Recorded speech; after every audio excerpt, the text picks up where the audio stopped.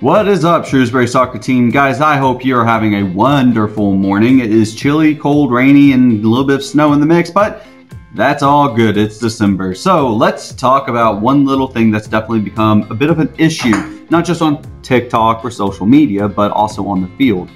First off, racism seems to be well and alive, and definitely something that people are starting to really embrace once you say your account is anonymous. Therefore, whatever you say or do is typically unseen by you. And what do I mean by that? I mean, no one knows who you are or who you represent. So basically you could have, the president of the United States bashing someone and no one would know. That's how, being anonymous works. And I kind of don't like it, but in a way I do.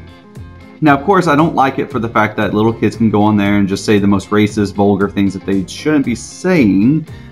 But then again, you can also be on there and kind of browse, make comments, and be anonymous. And you can share your opinion, but sometimes your opinion doesn't really need to be shared if it's that negative. I mean, I poke fun at a lot of Europeans as they poke fun back at me because it's a fun banter between, Americans and Europeans in regards to soccer, right?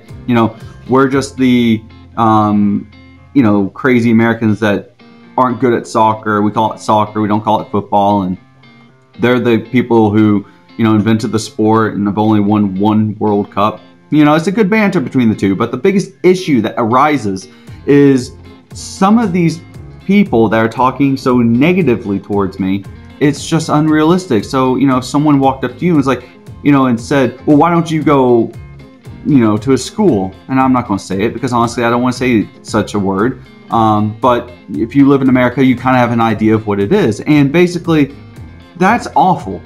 Like, in what world is that acceptable to tell someone that?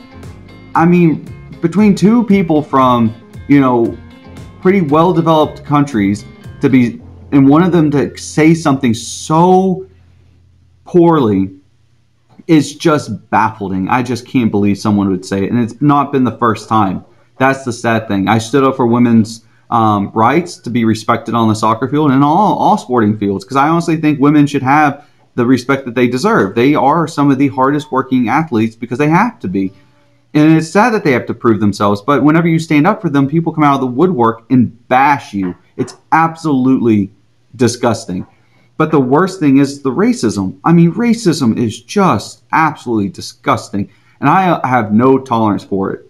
One time I was on the soccer field, my team was taking a bit of a break in between a game and a practice, and what happened was this track meet was happening. We were kind of letting them run through, and we're cheering on our team at the school, and some little girl, or not little girl, but some girl ran by the hijab. I'm sorry, I can't say it right, but the hijab, or however you say it, I do apologize, but the head covering for the females. And basically she ran by, and this kid next to me goes, oh, she must be late for her terrorist group meeting.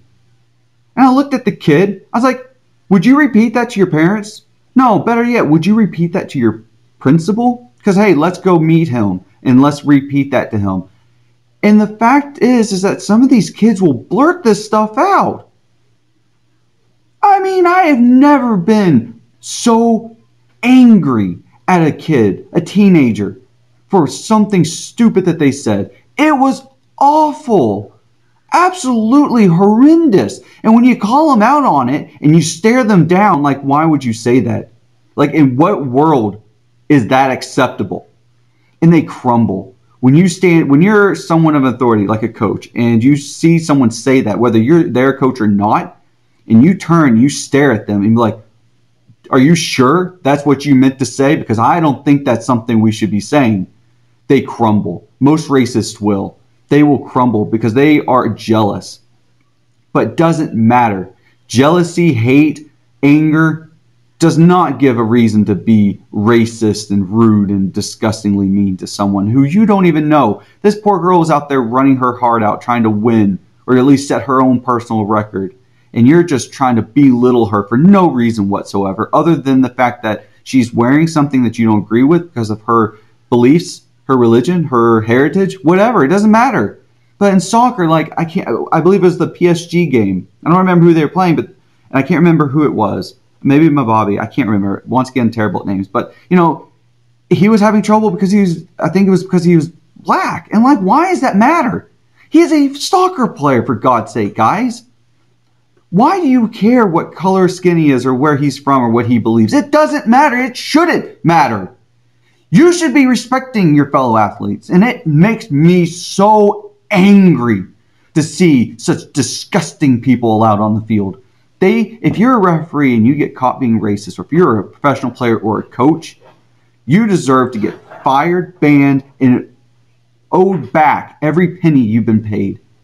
Because we need to start taking drastic measures against racism to prevent it, or to educate people about why it's not good. These people are in a position of a role model. They are people that thousands of people look up to. And even the referees. You may think that the referees don't have people looking up to them. You'd be wrong. There are people out there that look up to you as a referee. They look at you and they're like, I respect referees. I want to be a referee. Much like I was like, I want to be a coach. I look up to coaches. I want to be one of those. And some of you look up to players because you want to be a player. But if you look up to a player and they were to say something racist and you're sitting there thinking, oh, I don't want to be that, then that's why role models and people in positions of fame need to realize that you have to control what you say, you have to control what you do, and you have to understand that all cameras and eyes are on you. So when you do something like that, it stands out. And by the way, guys, this goes for social media, this goes for in person. If you write it down or you post it, someone will find it. Someone will see it. You can think that, oh, well, I'm a private account. No one can see what I can see. You don't own the company in which that account's private. If something were to happen, and it can, I mean, if you're on TikTok, you know dang well that anything can happen because that platform is filled with issues. Your personal account could become public by accident and you wouldn't be able to change it for a day. So if that ever happens, and you have an account filled with a bunch of racist, horrible things that you don't want other people to see, you might want to start going through and deleting them or stop posting hateful things, because you can have your own thoughts inside your head. That is perfectly fine. But the way you act towards others is going to reflect on you, and that's going to make people see who you really are. And you want people to see you as someone that's stand up, someone that's respectable. And even if I'm in America and you live across the world in Europe and you think it's okay to come onto the platform and basically bash me down, well, you know, people, if you're here and you're commenting and everyone else can see it, then someone who knows who you are can also see it. So why would you say it?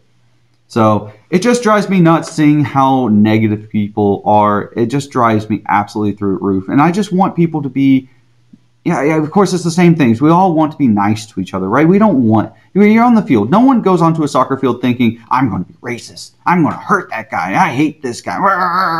We don't do that. We go on the soccer field thinking, I'm excited to be playing. We're, oh God, I'm scared. I don't want to mess up. We're not there to be hateful. So why would you let it develop into that? No matter who you are, Messi, Ronaldo, let me tell you, they can easily crash down to the dirt and lose all of their legacy if they do one horrible thing wrong. But you know why that will never happen? Is because it's not who they are. And if that's who you are and you're striving to be great, I can tell you right now, the racist greats are not great. They're not anybody's idol. You don't hear about them in the news because they're not something that people want to see, and it's not something that clubs want to hire. So remember, if you want to be famous, if you want to be someone that is of notable respect, then you have to earn it. And by earning it, that means accepting everybody, being patient, and thinking before you act or speak. A lot of people are too impulsive. We need to make sure that we don't act impulsively. Because as players, if you act impulsively, you're going to lose a lot of games. If you act with strategy, with thought, and with a lot of process to it, your success will skyrocket. So stand up for what you believe in, but stand up against racism, guys, no matter what. Because when you stand up against someone who's being racist, I guarantee it, your rise of respect will skyrocket faster than anything else in the world. we need to respect each other and we need to stand up for each other. Thank you guys so much for listening. I do apologize for it to be a bit of a muggy, not so exciting podcast about soccer, but it is something that I do want to address.